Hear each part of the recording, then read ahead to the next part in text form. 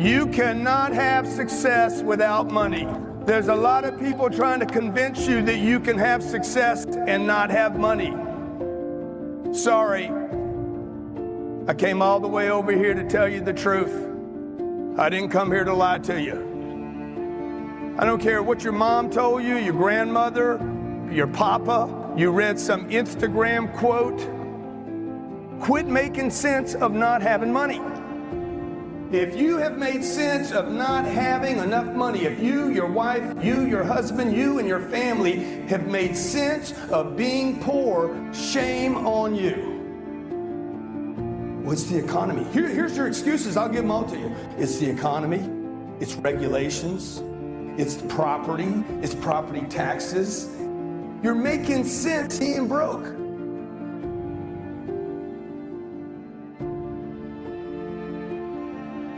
When I was 16 years old and I couldn't help my mom, all I wanted to do was help my mom. The only reason I wanted money was I didn't want my mom to be scared. It started when I was 10 years old. I couldn't take care of my mother. My dad died. And when my dad died, the income stopped.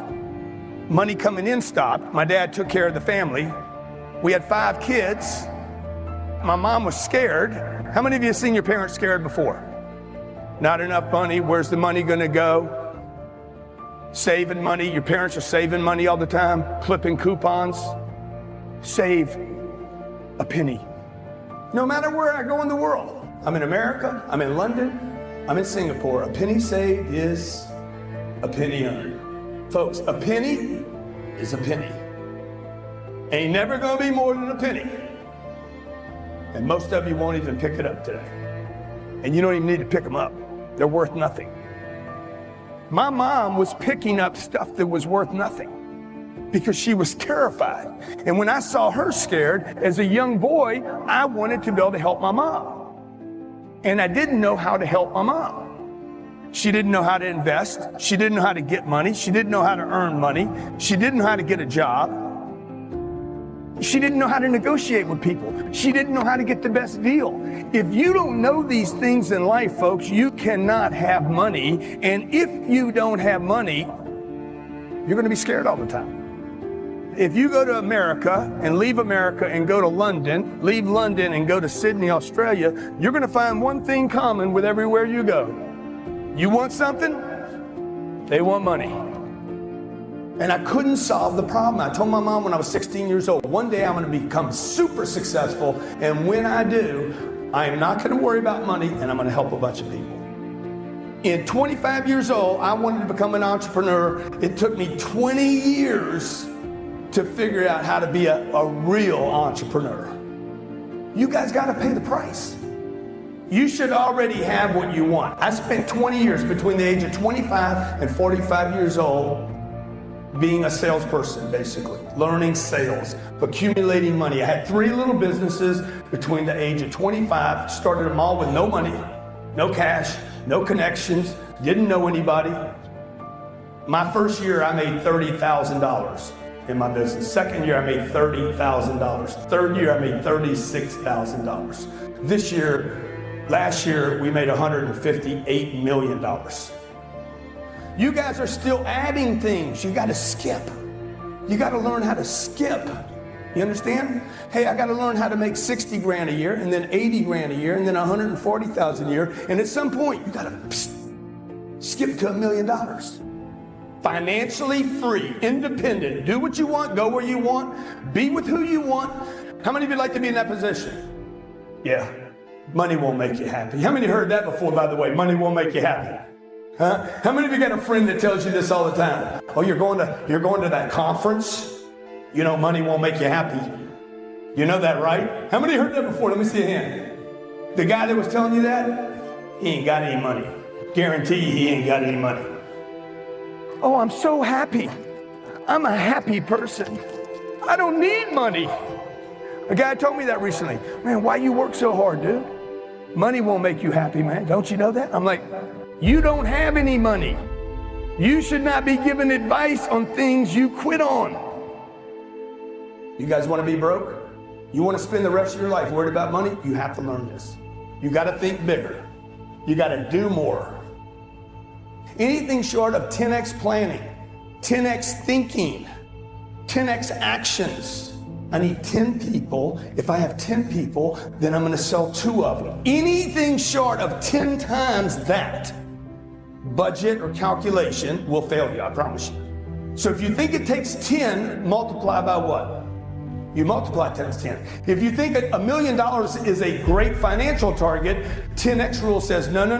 If that's what you think it takes, anything short of 10x thinking, actions, and planning will fail you, okay? Okay, help me out here. Cash is king. That's what you were told. You know who told you that? The banks told you that. Cash flow is king. You want cash flow. I want more passive income than I want earned income. The goal should be for everybody in the room, I'm just gonna set some goals for you because the reality is nobody knows how to set goals on this planet. You want more passive income I get that I didn't work for. I want more of that than I want income that I worked for.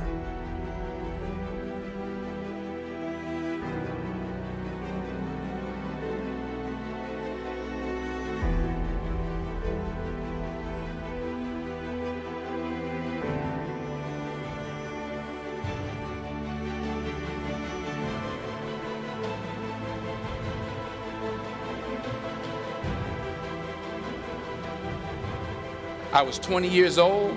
I was at my lowest point. And then one day, and I remember the exact day, March 27th, 1975, I was helping my mother in her beauty shop. My mother owned a beauty shop up in Mount Vernon.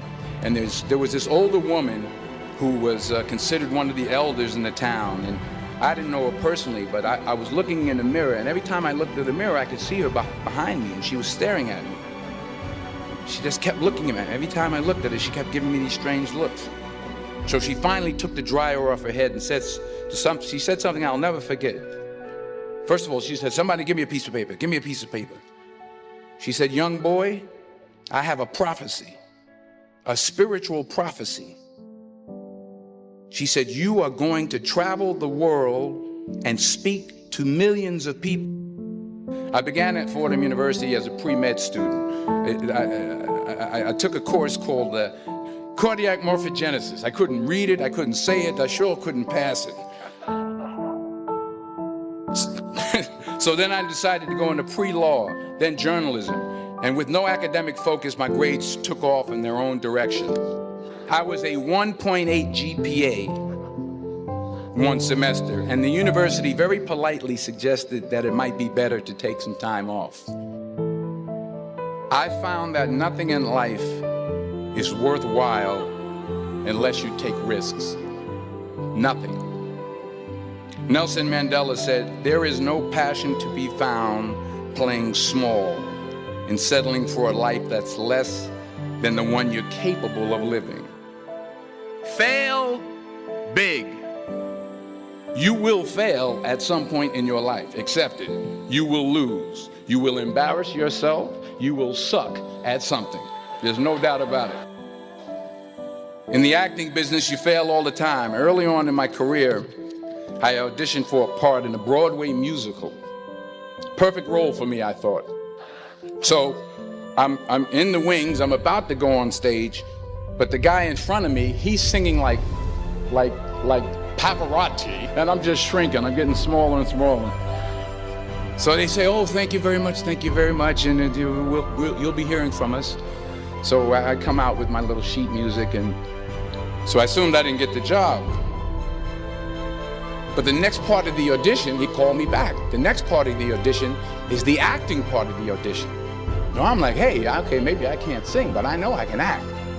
So they pair me with this guy, and again, I didn't know about musical theater. And musical theater is big, so they can reach everyone all the way in the back of the stadium. And I'm more from a realistic, naturalistic kind of acting where you actually talk to the person next to you. So I don't know what my line was. My line was, "Well, hand me the cup." And his line was, "Well, I will hand you the cup, my dear. The cup will be there to be handed to you."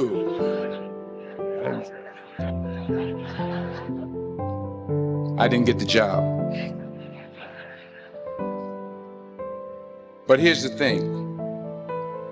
I didn't quit. I didn't fall back. I walked out of there to prepare for the next audition, and the next audition, and the next audition. I prayed. I prayed, and I prayed. But I continued to fail, and fail, and fail. But it didn't matter, because you know what? There's an old saying, you hang around the barbershop long enough, sooner or later you're gonna get a haircut. So you will catch a break, and I did catch a break. Last year, I did a play called Fences on Broadway. Someone talked about it. Won the Tony Award. But here's the kicker. It was at the Court Theater. It was at the same theater that I failed that first audition 30 years prior.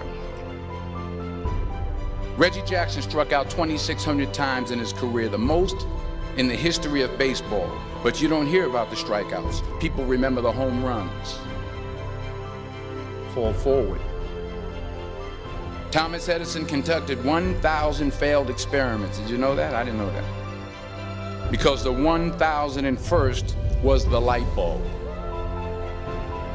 Fall forward.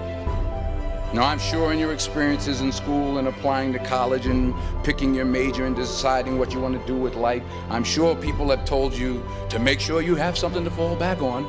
Make sure you got something to fall back on, honey.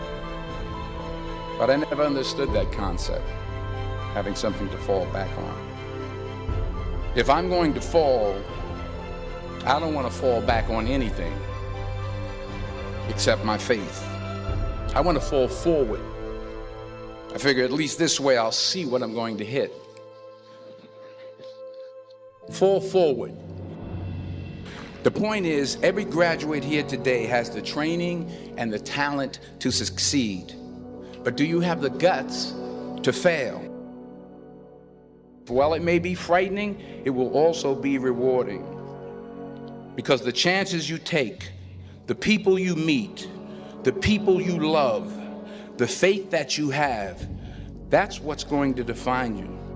Keep working, keep striving, never give up, fall down 7 times, get up 8.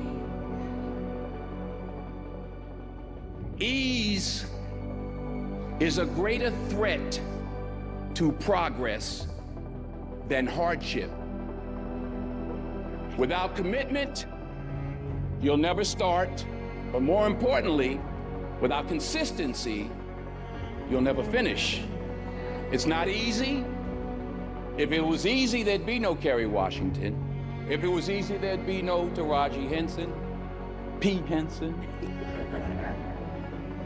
If it were easy, there'd be no Octavia Spencer. But not only that, if it were easy, there'd be no Viola Davis.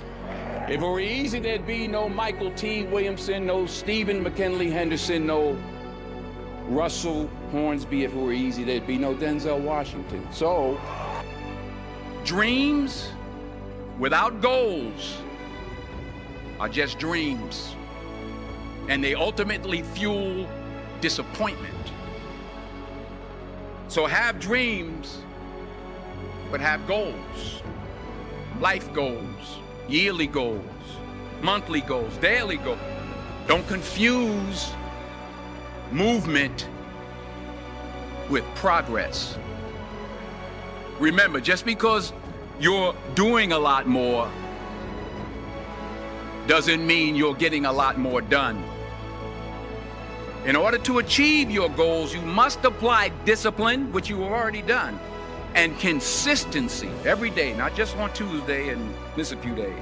You have to work at it every day. You have to plan every day. You've heard the saying, we don't plan to fail, we fail to plan. Hard work works.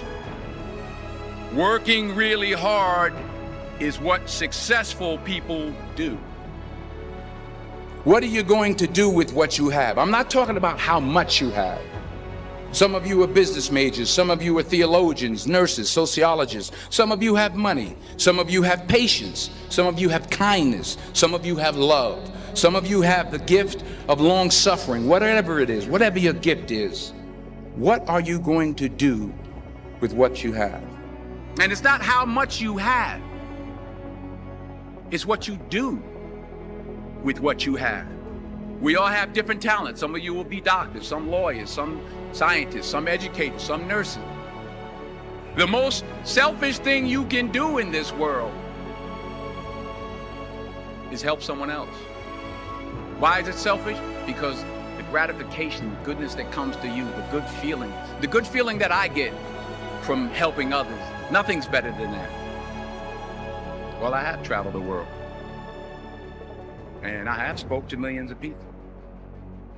But that's not the most important thing, the success that I had. The most important thing is that what she taught me and what she told me that day has stayed with me since.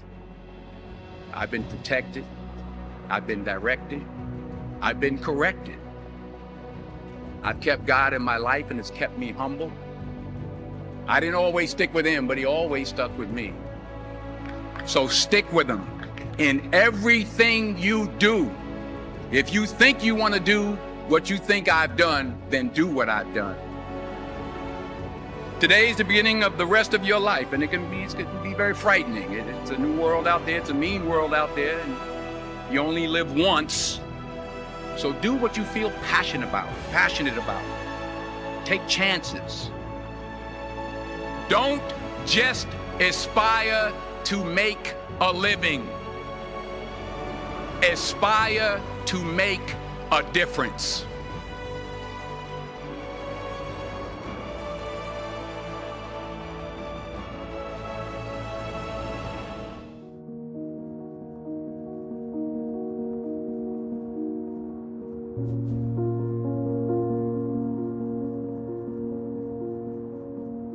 The first rule of success is to have a vision. You see, if you don't have a vision of where you go, and if you don't have a goal where you go, you drift around and you never end up anywhere. It's like you can have the best ship in the world, you can have the best airplane in the world. If the pilot or the captain doesn't know where to go, it would just drift around. It would not end up anywhere, or most likely in the wrong place.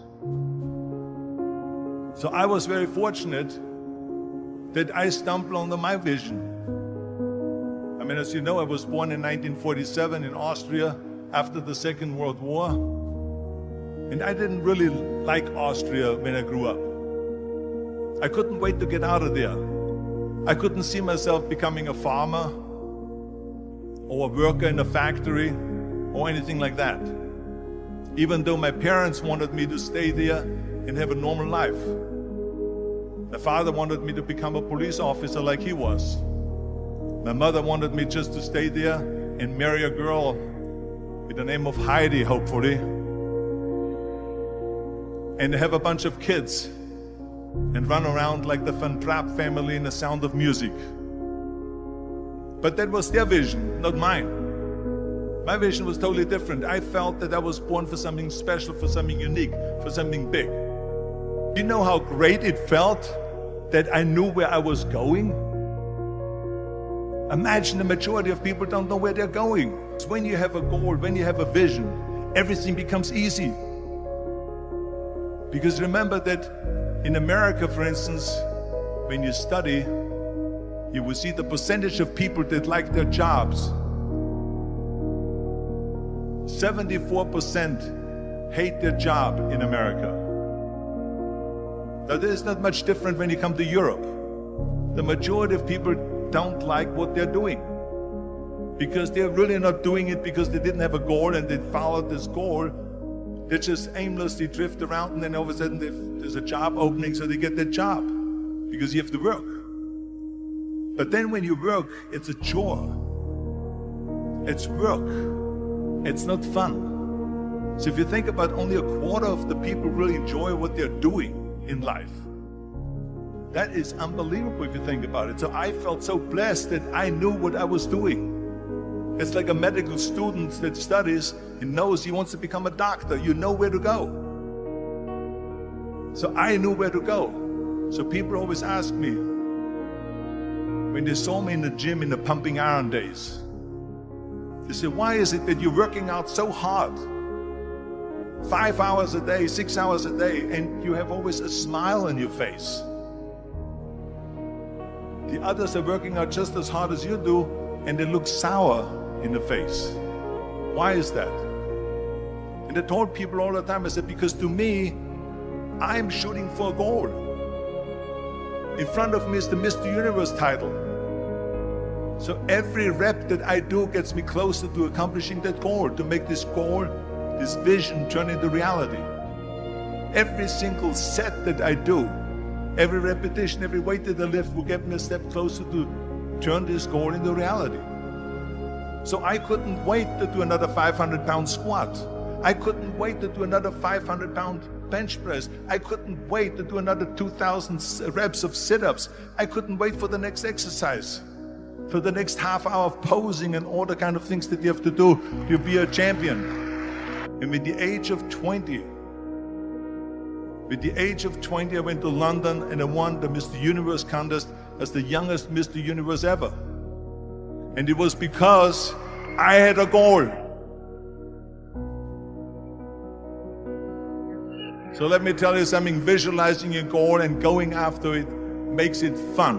You got to have a purpose no matter what you do in life. You got to have a purpose. So that's rule number one, have a vision. Rule number two is, don't listen to the naysayers. Don't listen to the naysayers.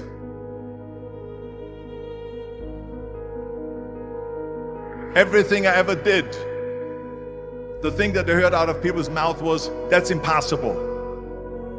That can't be done. Or no. So whenever someone said to me, it can't be done, I heard, it can be done. When they said no, I heard yes. And when they said it's impossible, I heard it is possible. I'm a strong believer of what Nelson Mandela said, that everything is always impossible until someone does it. Well, I'm going to be the one, I said to myself, I'm going to do it and I'm going to show it to them. Maybe it has never been done before. That's perfectly fine with me. But I'm going to do it. And I did not listen to the naysayers. Next thing, the third point that I'm going to make to you is, before we sit down with Jürgen and talk about the rest of the three, is work your ass off. There is no magic pill. There is no magic out there. You cannot get around. You have to work and work and work. And it drives me crazy when people say that they don't have enough time to go to the gym for 45 minutes a day and work out. Or to do something for 45 minutes to an hour a day to improve. If it is physically improve or if it is mentally to improve. Imagine you read 1 hour a day about history. How much you will learn after 365 hours in 1 year. Think about if you study about the history of musicians, of composers, how much you would know.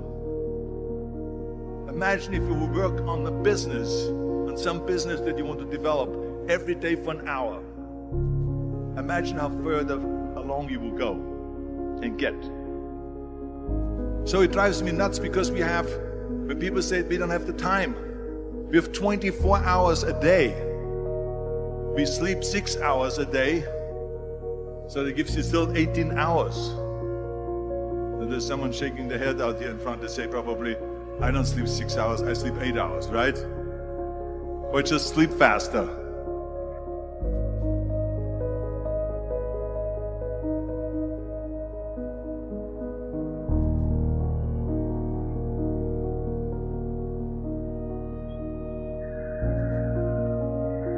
So we have 18 hours a day.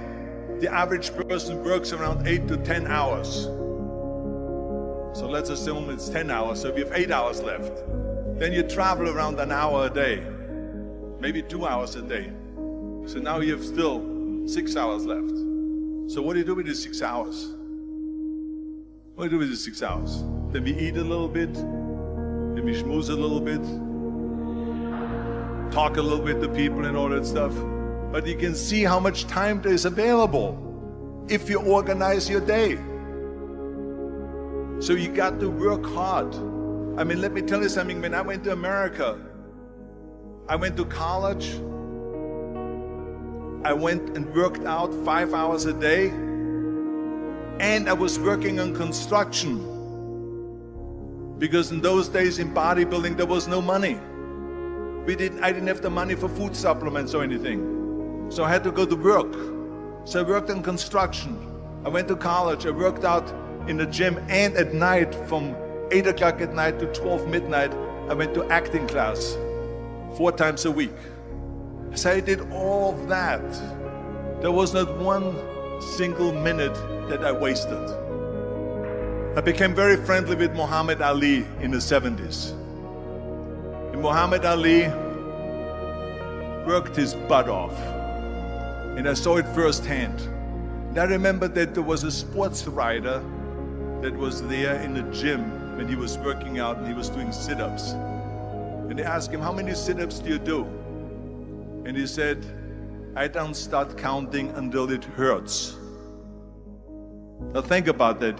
He doesn't start counting his sit-ups until he feels pain. That's when he starts counting. That is working hard. And so you can't get around the hard work. It doesn't matter who it is. As a matter of fact, I believe what Ted Turner said, work like hell and advertise.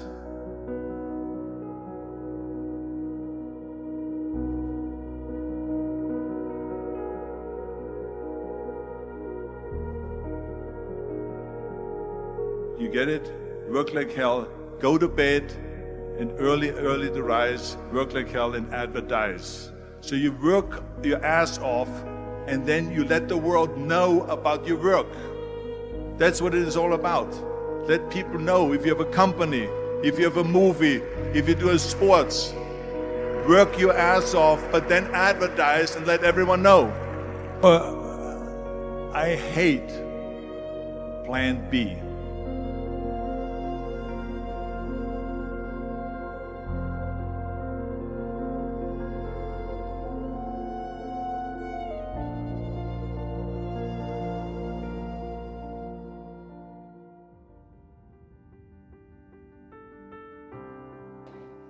You have got to realize that doing everything by yourself is the quickest path to burnout. Talent wins games, but teamwork wins championships.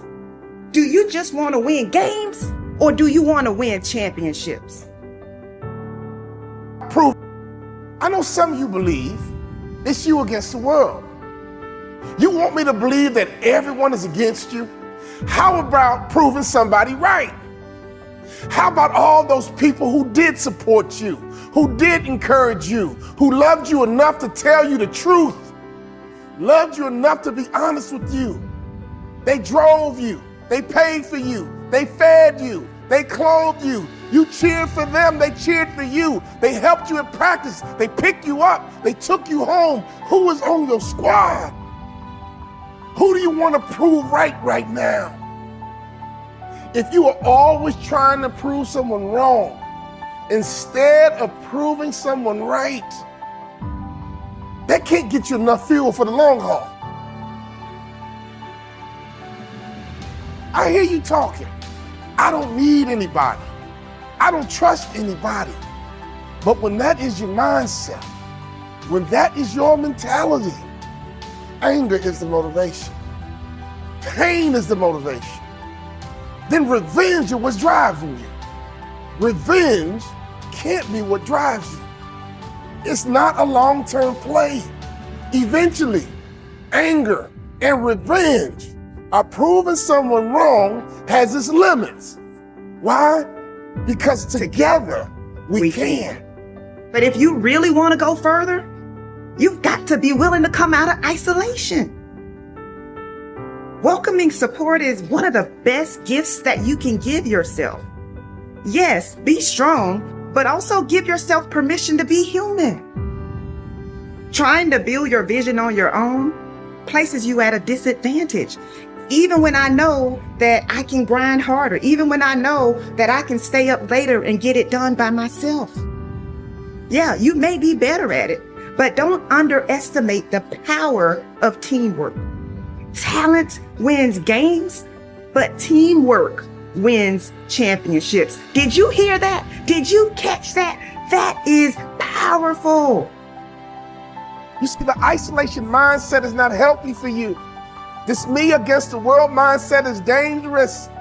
In fact, I think this world is too busy for anyone to worry too much about you. This world is too selfish for people to be thinking too much about you. Why? Because they're thinking about themselves. But here is an idea. If you want more support, why not give it first?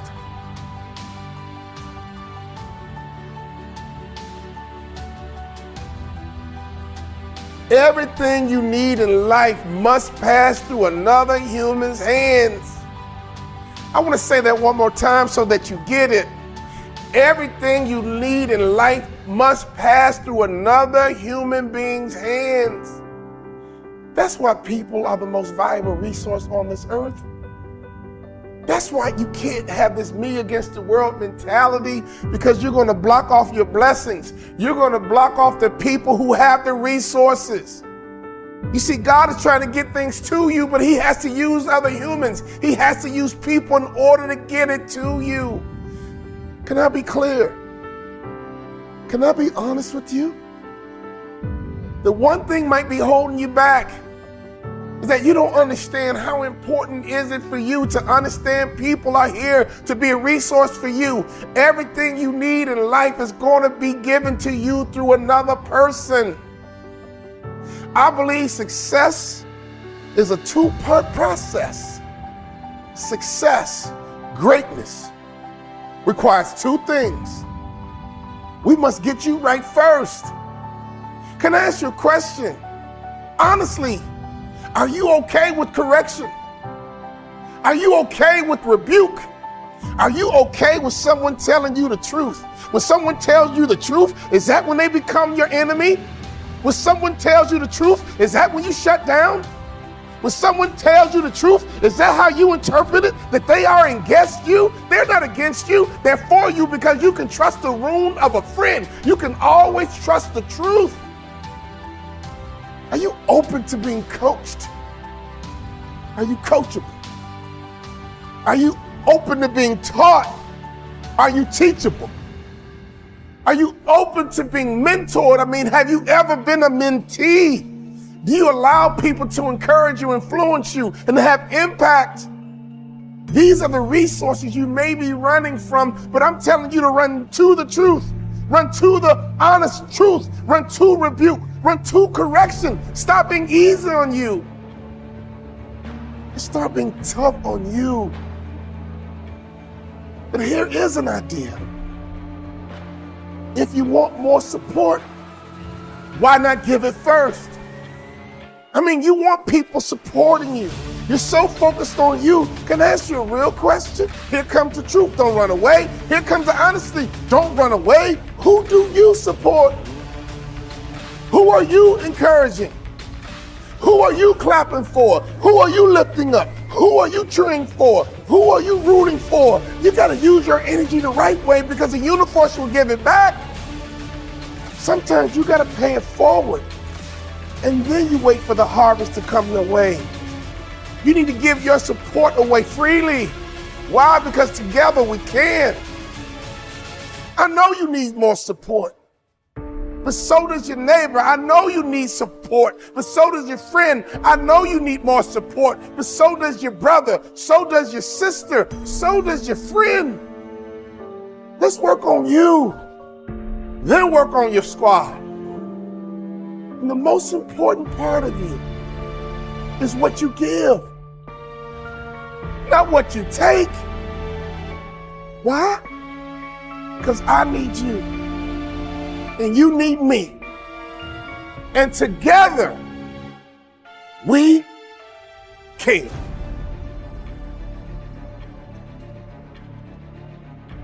Listen, I have gotten to the point where I will not try to do everything on my own. I am so over trying to fight serious battles on my own. I am so over trying to build my business on my own. The only way to grow is to have someone tell you the truth. A talented and passionate person, that's great. But a talented and passionate team, Now that's a force to be reckoned with. And I want you to understand that at some point, you're going to have to realize that you have taken yourself as far as you can. You don't have to wait until you get to your breaking point. You don't have to wait until you're at the point of being ready to give up. You can start building your support system now. You can start building your team now. You can develop your growth strategy now. And so I want you to know that you don't have to have all the answers. This is coming from a recovering perfectionist, okay? You don't have to have all the answers. That's the beauty of having the right people in your corner. You need at least one person in your corner who can see what you can't see.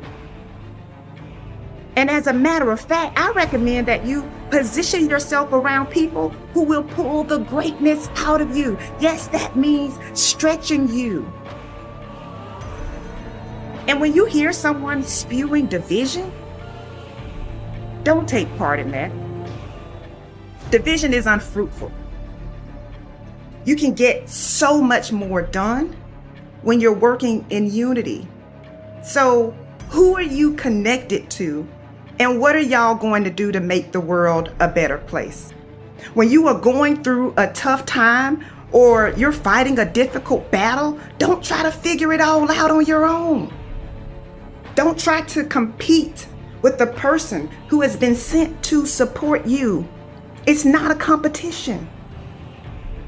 The only person you need to be in competition with is the person you were yesterday.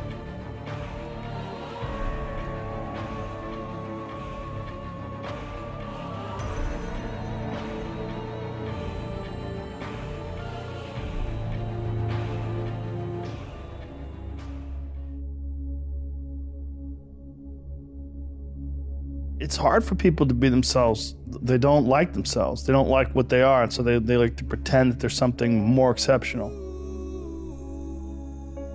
You know, but what people really seem to enjoy is people who don't do that. People seem to really enjoy people who just work at being a better person, being better at life.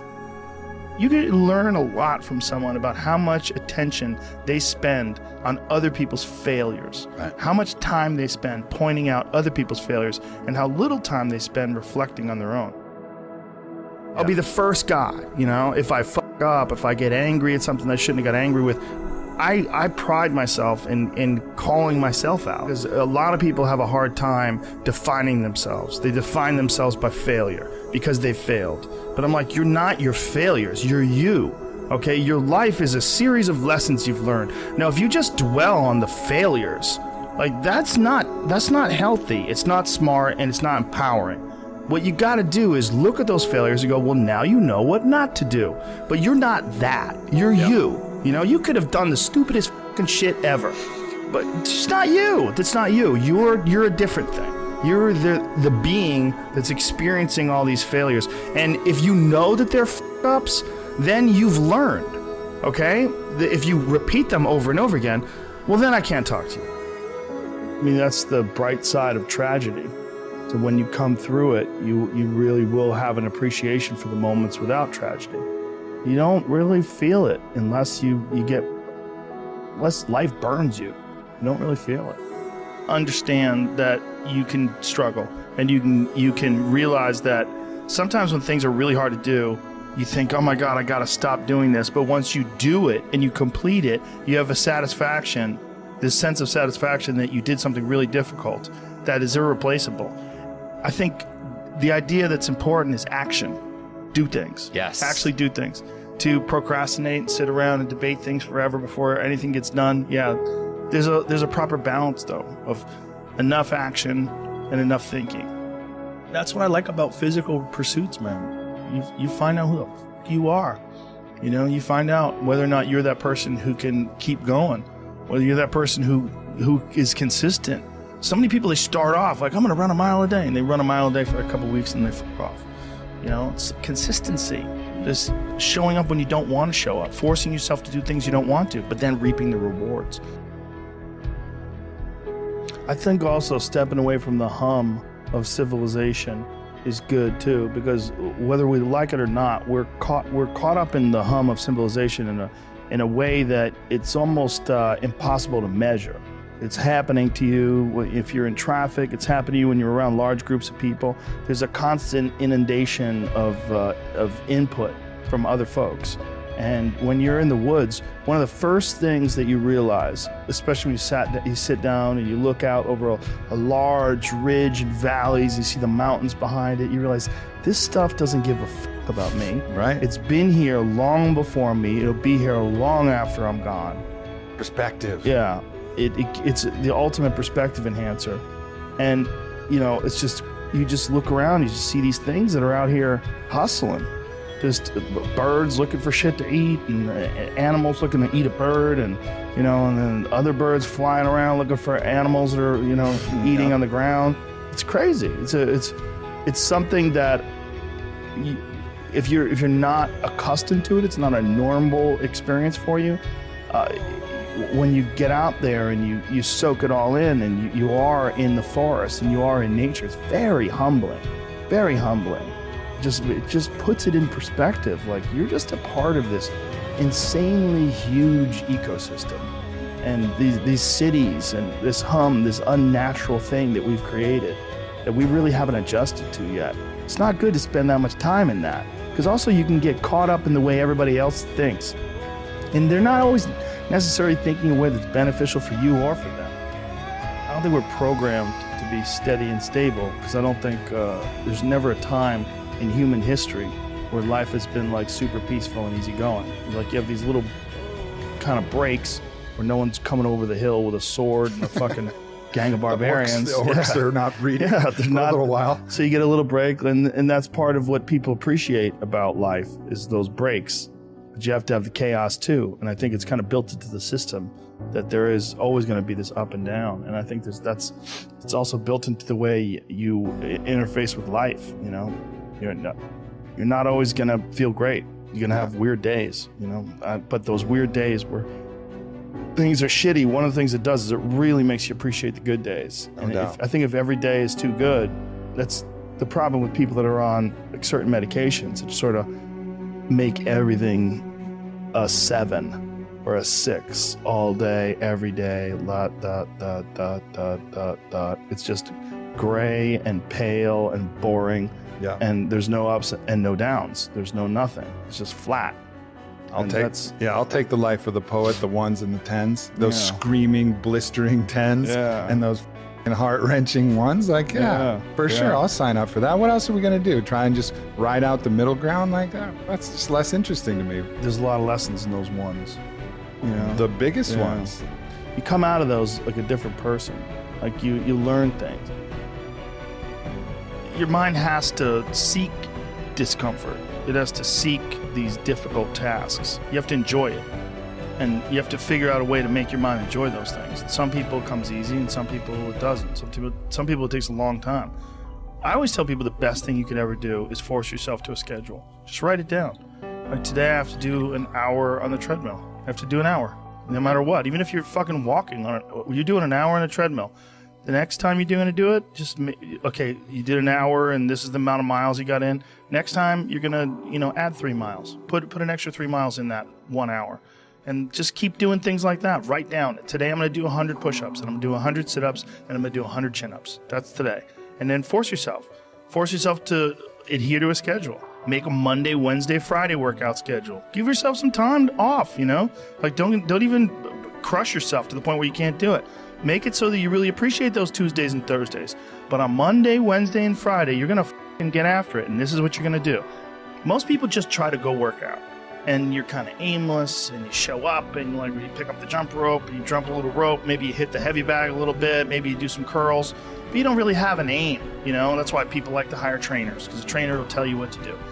Well, you can tell yourself what to do. If you don't have money for a trainer, you don't even have to have fucking equipment. With bodyweight squats, sit-ups, chin-ups, push-ups, you can kick your f***ing ass. You could give yourself a brutal, full bodyweight workout. And you can find these for free on YouTube. There's a ton of them. There's a ton of these bodyweight workouts you could do. Just force yourself. Write it down. Monday, Wednesday, and Friday. I'm going to do 100 push-ups, I'm going to do 100 chin-ups, I'm going to do 100 sit-ups, even if it takes me all f***ing day. Even if I have to do 10 and 10 and 10 and keep going all day, just that's what you do. Do 10 push-ups, take a break for 20 minutes, do another 10. But get those 100 in. You got to have this. Motivation's great. I love it. I love music. I love watching a David Goggins clip online, or Cam Haines, or Jocko Willink, or any of these savages. There's so many people out there. You could watch one of their videos where they tell you what to do, and you just get fired up and you want to go do it. But that's not always going to be there for you. No. Sometimes you got to just decide. Check the box. This is what I'm doing every day. Yeah, you get rain used or to shine. doing it. Yeah. This is what I do. This is what I do.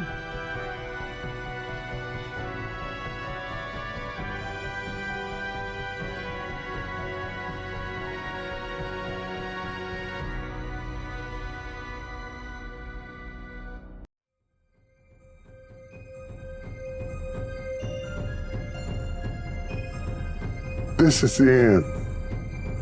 You're gonna lose everything. You won't come out of this. You're not smart enough. You're not bright enough. Those are the kind of voices that we all live with. Because of our mental conditioning, we unconsciously build a case on why we can't do something.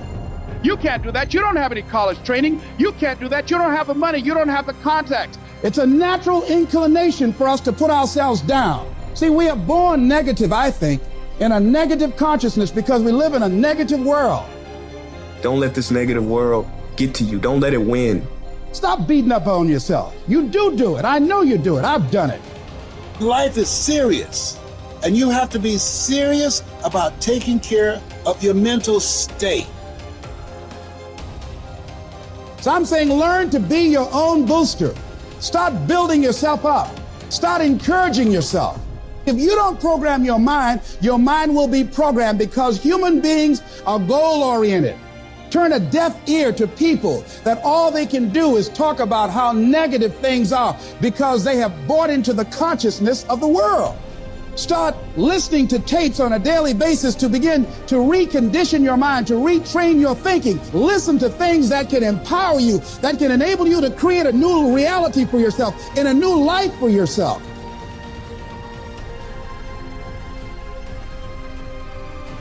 You might appear to be strange around most people, but you've got to learn how to tune out the critics outside and the critic inside. You ignore that inner voice and all of the external voices.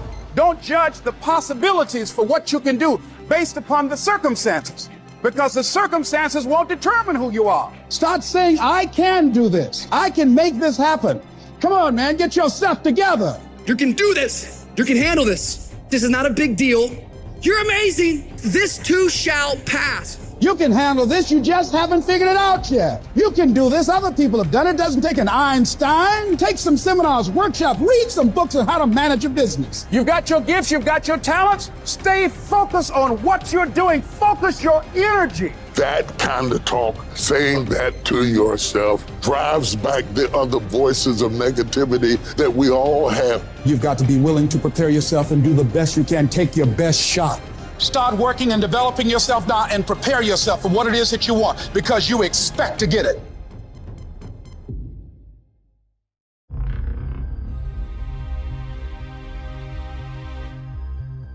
Do you have the courage to believe in your own ideas? Do you have the courage to think something beyond where you are? Because if you can think, you can change, you can move, you can evolve, you can grow, you can become. You are one thought away from a great reformation in your life, one thought away from being a millionaire, one thought from overcoming. You are one thought away from the greatest experience you have ever had in your life. Your credit is not a problem. Your house is not a problem. Your situation is not a problem. Your thoughts are the problem. As a man thinketh in his heart, so is he. Everything starts in the thoughts you think. If you think little, you go little. If you think weak, you go weak. If you think up, you go up. One thought. Look out from where you are. What you see is what you'll be. If you see nothing, you'll be nothing. So now is the season for you to move distractions, confusion, turmoil out of the way to find a peaceful place where you can meditate and think, what am I going to do at this season of my life? What could I do with the circumstances of my life? What would you do with what you have to make it better? One thought delivers you from hopping around in the failures of your past to standing up like a man and say, I'm going to be defined by what's in front of me and not what's behind me. You will not beat me because I think myself to be strong enough to fight you back off of me.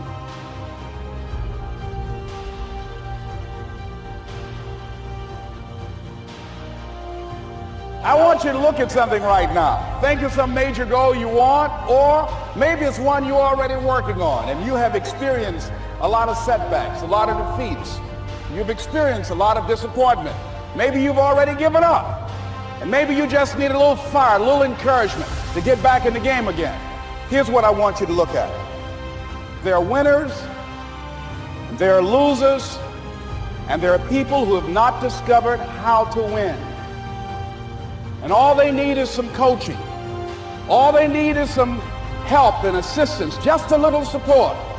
All they need is some insight or different strategy or plan of action to make some adjustments that will open up the key to a whole new future for them, that will give them access to the unlimited power that they have within themselves. That's all that they need.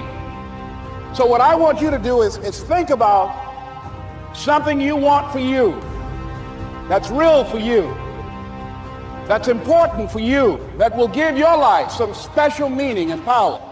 I want you to be able to say something to yourself that will enable you to maintain a level of integrity with yourself. That when you say this, even when you face tremendous setbacks, it will be a benchmark to keep you in the game, to keep you moving forward and experimenting and readjusting your strategy and your plan of action, continuously looking for ways to win. So what is that something? When you got an idea you want to move on, you might not have the money, you might not have the education, you might not have the support or the resources you need. What is that something that can keep us going, that will enable us to act on our dream? What's one of those keys that will begin to help us to discover the secrets to our dream? Here's what I want you to repeat after me, please, with power and conviction. Say, it's possible. That's all I want you to do when you look at your dream. Just say to yourself every day, it's possible. Just say that every day to yourself, it's possible. Because what does that do? See, it begins to change your belief system. See, the way in which we operate, ladies and gentlemen, it's a manifestation of what we believe, what's possible for us. Whatever you've done up to this point, all that it really is a duplication, it's a reproduction of what you believe subconsciously that you deserve and what's possible for your life. What I'm suggesting that you operate out of a larger vision of yourself. I want you to see yourself doing what you want to do, experiencing what you want to experience, having what you want to have, doing what it is that gives your life some meaning and value. Operate out of your imagination, not your memory. Because whenever you look at where you want to go, I'm wanting to warn you, you will have some conversation back here after you go through the data that you've experienced in life saying you can't do it. And so what you want to begin to do is ignore that inner conversation. Well, most people, ladies and gentlemen, when something happens to them, what they do is they begin to believe that that's the way it is. That's the way it's always been. And they can't see the possibility of it being any different. And I'm saying that if you know anybody that had some goal, some dream, something they wanted to do, and they did it, then I'm saying that you know in your heart that if someone has done it, then you can do it. It's possible. And that if someone can make their dream become a reality, that it's possible that you can make your dream become reality.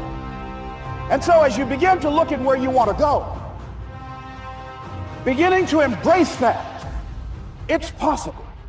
I'm blessed and highly favored. I've got a lot going for me. I got some good stuff in me. And it's possible that I can bring my greatness out here in the universe.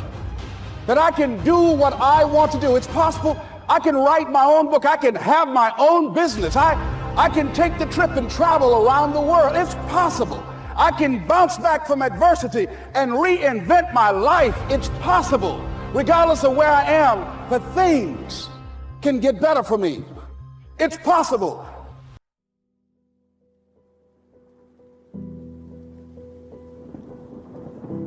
It's the mentality of an eagle.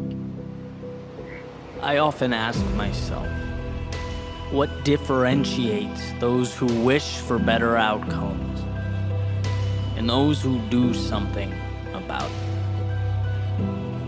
What separates the dreaming from the progress and the wishing from the reality? Sure, life is complex. There are a lot of moving parts to understand.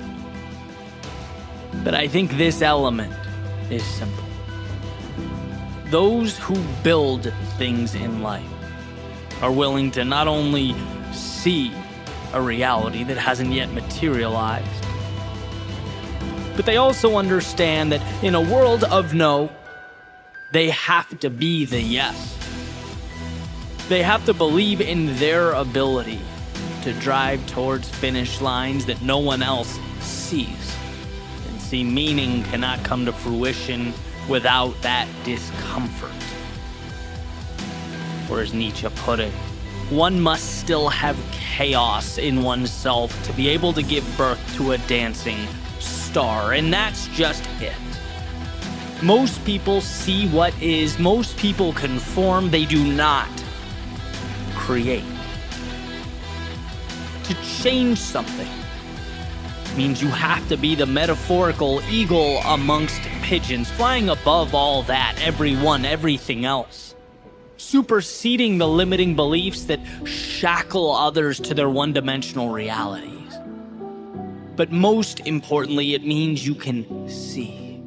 You can see what no one else can. You have line of sight to what no one else understands. See, in this world, no one walks up to you on the street, puts their arm around you and says, hey kid, that dream, follow that, because I can tell you're going to do big things.